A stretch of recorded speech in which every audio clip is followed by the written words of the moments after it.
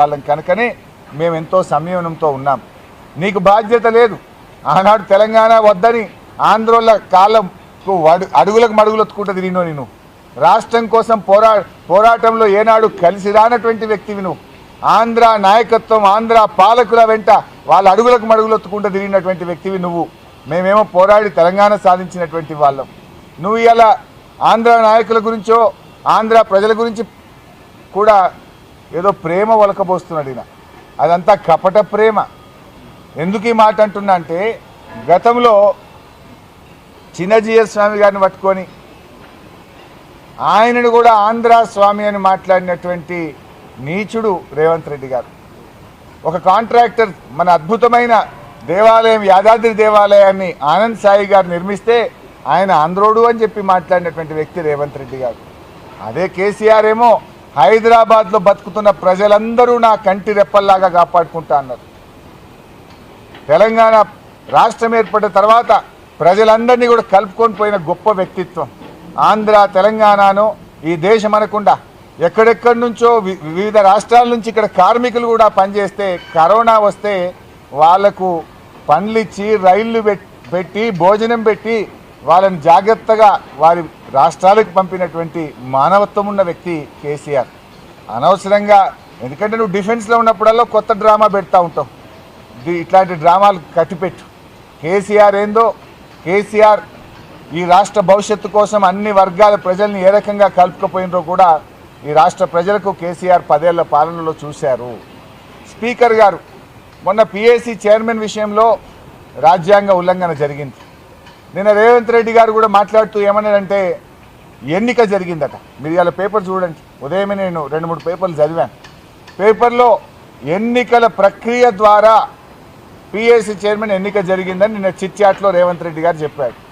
ఇదో సమస్య రేవంత్ రెడ్డితో. చిట్చాట్లో చెప్తాడు నేనేడన్నా అంటాడు. నేను అన్నే లేదంటే ఎందుకంటే దాని ప్రూఫ్ ఉండదు కదా, వీడియో ఉండదు. ఇప్పుడు గతంలో ఢిల్లీలో చిట్చాట్ చేసిండు. ఏమన్నాడు? అదానికి ఓల్డ్ సిటీ అప్పచెప్తా అన్నాడు. ఏం సంగతే నువ్వు ఎట్లా చెప్తావు అదానికి ఓల్డ్ సిటీ అని మేము అడిగితే అసెంబ్లీలో ఏమన్నాడు? నేనేడే చెప్పిన పేపర్ వాళ్ళు తప్పు రాసిరు అన్నాడు. ఇది కూడా నిన్న ఢిల్లీలో చెప్పిండు చిట్చాట్లో. ఏమని? పిఏసీ చైర్మన్ ఎన్నిక ఎలక్షన్ ద్వారా జరిగింది అన్నాడు. జరిగిందా ఎలక్షన్? ఎలక్షన్ కాదు, సెలక్షన్ ద్వారా జరిగింది. ఎలక్షన్ ఎక్కడ జరిగింది? నేను అడుగుతా ఉన్నా.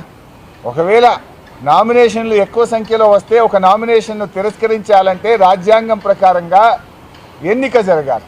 అసెంబ్లీలో ఎన్నిక పెట్టి సింగిల్ ఓట్ మెజార్టీ ద్వారా ఎలిమినేట్ చేయాలి కదా. ఎన్నిక జరిగిందే? బులెటిన్ ఇచ్చింది. It is not election, it is the selection of Revanth Reddy. ఎందుకంటే ఎలక్షన్ జరిగితే స్పీకర్ గారు శాసనసభ విలువాలి కదా. శాసనసభలో నేను వేసిన నామినేషన్ను తిరస్కరించాలంటే అది స్పీకర్ గారు కాదు, సభ నిర్ణయించాలి. ఎలక్షన్ ప్రక్రియ ద్వారా నిర్ణయించాలి తప్ప ఒక వ్యక్తులు నిర్ణయించడం కాదు. అంటే నోరిప్పితే అబద్ధాలే. ఏ పూటగా ఆ పూట మాట్లాడు, ఏ రోటికాడ ఆ పాట పాడు రేవంత్ రెడ్డికి అలవాటు అయిపోయింది.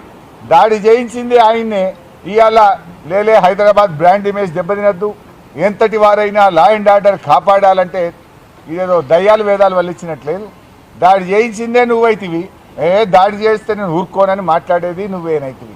నవ్వుకోరా, ప్రజలు చూస్తలేరా? 8 పోలీస్ స్టేషన్లు దాటి గాంధీ గారు కౌశిక్ రెడ్డి ఇంటి మీద దాడి చేస్తాడంటే తెలంగాణ పోలీసులకు సామర్థ్యం లేదా? ఉన్నది. పాపం వాళ్ళ కాలు చేతులు కట్టేసినావు. నువ్వే దగ్గరుండి ఎస్కాట్ ఇప్పించి దాడి చేపిస్తావు. వాళ్ళు ఏం చేస్తారు పాపం? తెలంగాణ పోలీసులు అద్భుతమైన పోలీసులు, వాళ్ళని కూడా నేను తప్పు పట్టడం లేదు. అందుకే నేను డీజీపీ గారిని కోరింది కూడా. ఇది అత్యున్నత స్థాయిమైనటువంటి అవకాశం. రాగద్వేషాలకు అతీతంగా పనిచేయాలి. న్యాయానికి చట్టాన్ని కాపాడే విధంగా పనిచేయాలి తప్ప ఒక వ్యక్తుల ఇష్టాయిష్టాలకు అనుకూలంగా పనిచేయొద్దని చెప్పి కూడా నేను పోలీసులకు కూడా హితవు పలుకుతా ఉన్నాను.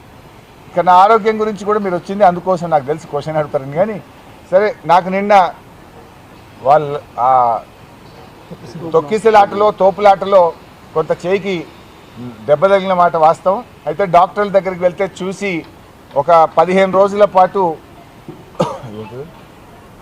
15 రోజుల పాటు ఫిజియోథెరపీ చేయండి. ఒకవేళ ఫిజియోథెరపీలో బాగా అవుతుందని అనుకుంటున్నాం. కాకపోతే మళ్ళీ చూసి ఏం చేయాలో చేస్తామన్నారు. ఉదయం